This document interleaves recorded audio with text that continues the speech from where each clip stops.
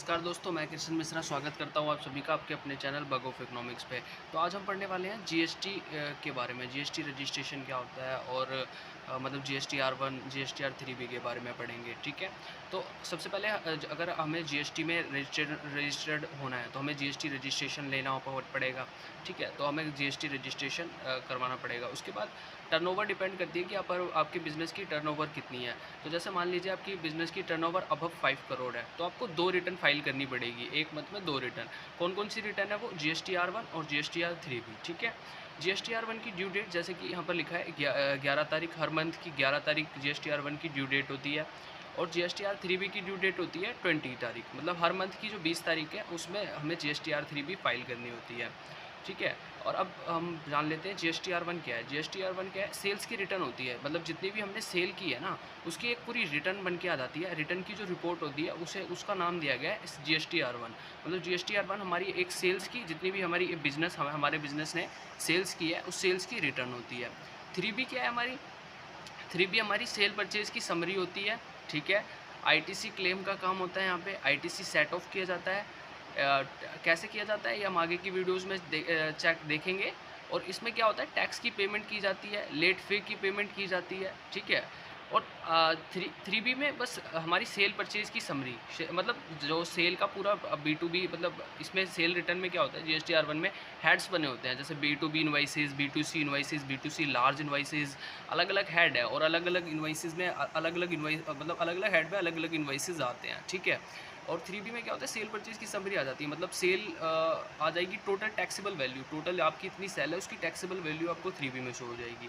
उसी तरह परचेज़ की एक समरी, मतलब परचेज़ की टैक्सेबल वैल्यू, ठीक है, और ये शो हो जाएगी। तो हमने ये तो जान लिया कि मतलब 3B हमारी ITC claim, ITC set of, tax की पेमेंट, लेट फ़ी की जो हमारी पेमेंट है उसके लिए यूज़ होती है। अब ये मतलब आईटीसी की जो हम क्लेम करेंगे वो तो हम 3B से करेंगे, लेकिन इसकी जो रिपोर्ट है वो कहाँ से जनरेट होगी? तो ये हमारी रिपोर्ट ना पोर्टल से जनरेट होती है जिसका नाम होता है जीएसटीआर 2A या 2B। आईटीसी की जो रिपोर्ट है, इनपुट टैक्स क्रेडिट की जो रिपोर्ट है हमारी, वो रिपोर्ट जनरेट होती है। ऑटो जनरेटेड रिपोर्ट्स होती हैं जीएसटीआर 2A और 2B। जीएसटीआर 2A क्या है? ये हमारी परचेज़ की रिपोर्ट होती है। जो भी हमारी जितनी भी हमने परचेज़ की है ना, उस पर उसकी रिपोर्ट होती है। और जीएसटीआर 2B क्या होता है? वो आईटीसी की रिपोर्ट होती है। मतलब जिसमें भी हमें आईटीसी क्लेम करना है, ये ऑटो जनरेट होती है कितने दिन बाद? आफ्टर 13 डेज़, 13 दिन बाद ये ऑटो जनरेटेड हो जाती है, राइट? अब हमने ये तो जान लिया कि हमारी जीएसटीआर 2A क्या है, 2B क्या है। अब हम जीएसटी R1 में थोड़ा डीप जाते हैं। जैसे कि यहाँ पर पता है B2B इनवाइसेस, हमारे B2B इनवाइसेस क्या हैं? B2B इनवाइसेस बेसिकली वो इनवाइसेस इस हेड के अंदर आते हैं जो कि अब हमारी बिज़नेस टू बिज़नेस सेल है। बिज़नेस टू बिज़नेस सेल का मतलब हमारी पार्टी भी रजिस्टर्ड है, मतलब हमारी पार्टी के पास भी जीएसटी नंबर है, हमारी कंपनी के पास भी, और जिस कंपनी को हम सेल कर रहे हैं उसके पास भी अपना जीएसटी नंबर है। तो ये B2B इनवाइसेस के हेड के अंदर ये सारे इनवाइसेस आएंगे। सेकंड आता है हमारा B2C, ठीक है। B2C इनवाइसेस हैं हमारे, मैं बता देता हूँ आपको।